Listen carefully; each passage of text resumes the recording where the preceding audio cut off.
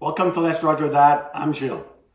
Well, as you know, I'm in Canada and it's November, so it's starting to get a little chilly.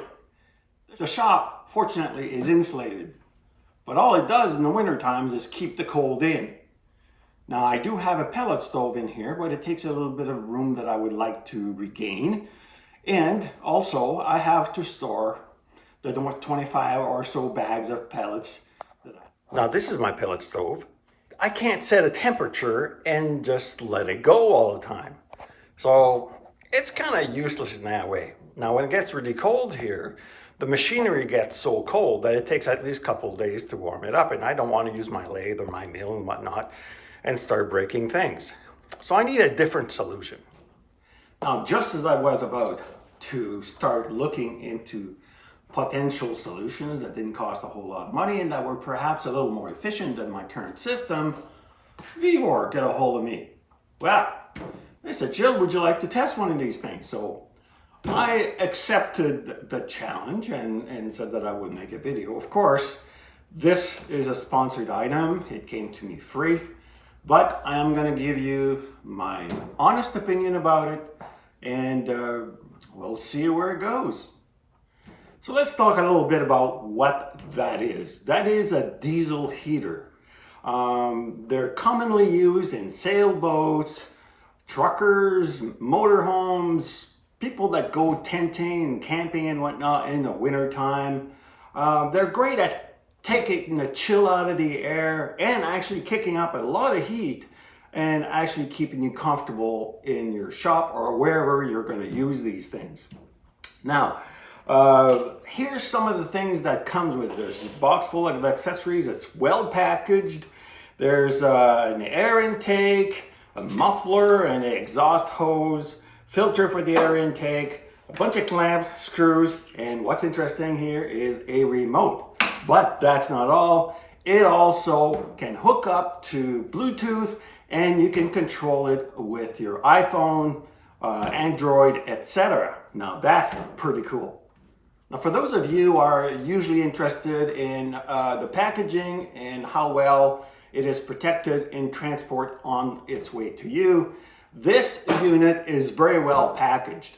I saw no issues with it, and the fit and finish, it looks very, very nicely made. Now, I'm not saying that just because they gave it to me. It is nicely made. This is well painted. The colors, attractive to me. I have a Kubota tractor and I love orange. Now, all that said, there is a display at the front from which you can control the on and off, the temperature, the way it heats, whether it's on automatic or manual. They use a different name, but that's what that is. The port from which the heat comes from is located here at the front. On top here, you have a cap into which you would fill your diesel.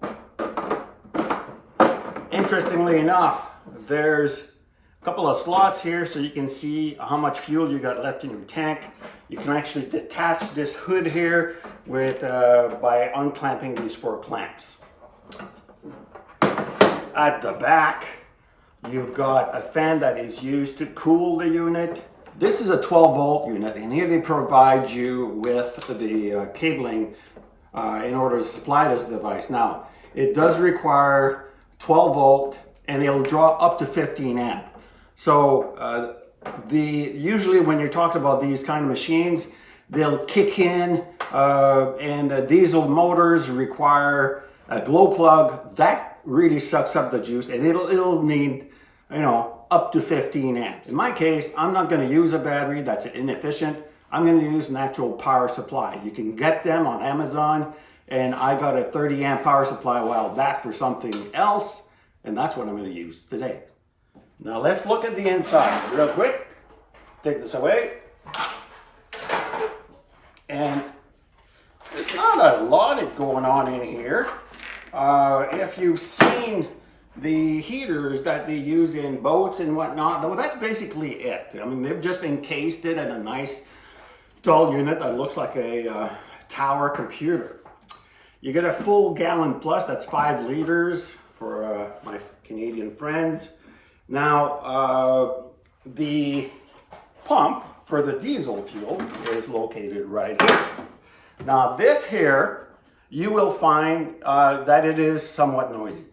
Why? Because that is a piston that is used to push the fuel down the line and into the heater element. The tank for the diesel is pretty loose. It's basically held by this pump for the diesel. So let's go underneath, because you're wondering probably, where's the exhaust on this thing, Gilles? Well, here it is, right here. That's the exhaust, and this is the air intake.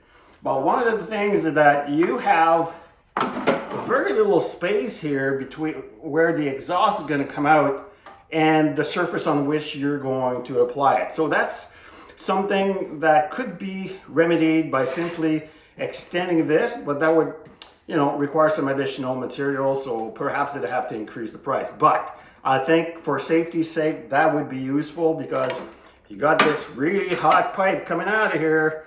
You don't want it to touch a flammable surface. So I've removed my pellet stove here, and pretty well ready to start the installation, so let's get to it.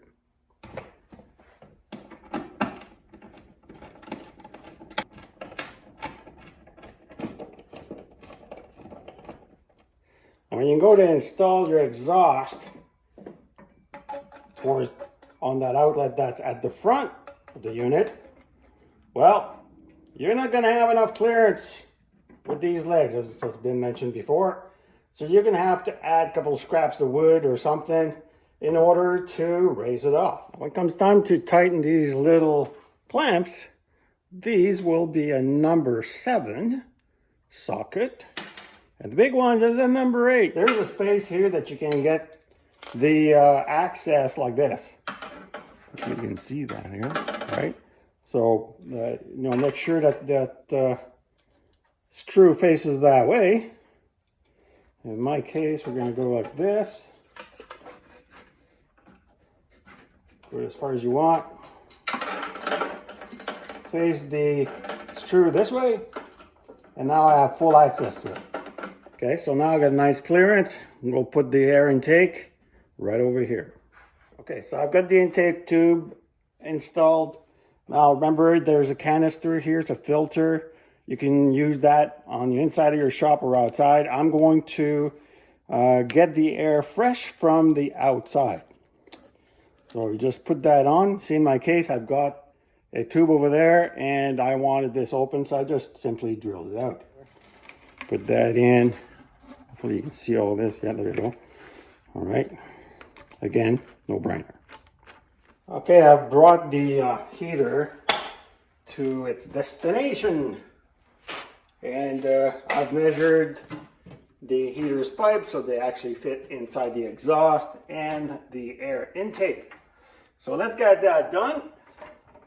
Air intake. So that'll be fresh air coming in. Now the exhaust, I need a little bit more work. That's going to go here like that.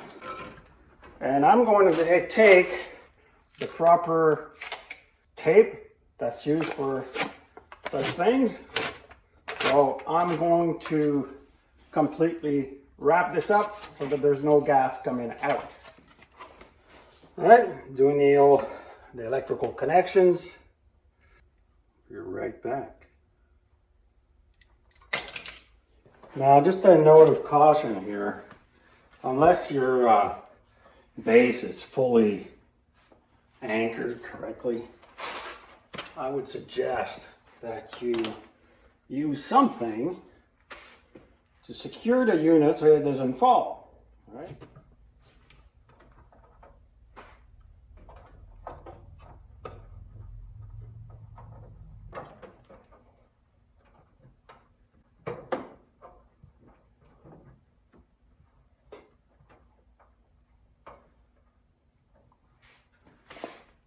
All right, let's put some fuel in that thing.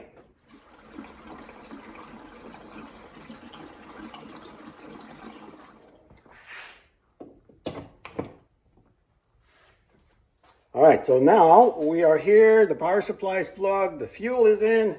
Works. I simply turn this on. The ticking that you hear, that's the fuel pump. So we'll see if it'll actually prime itself on its own.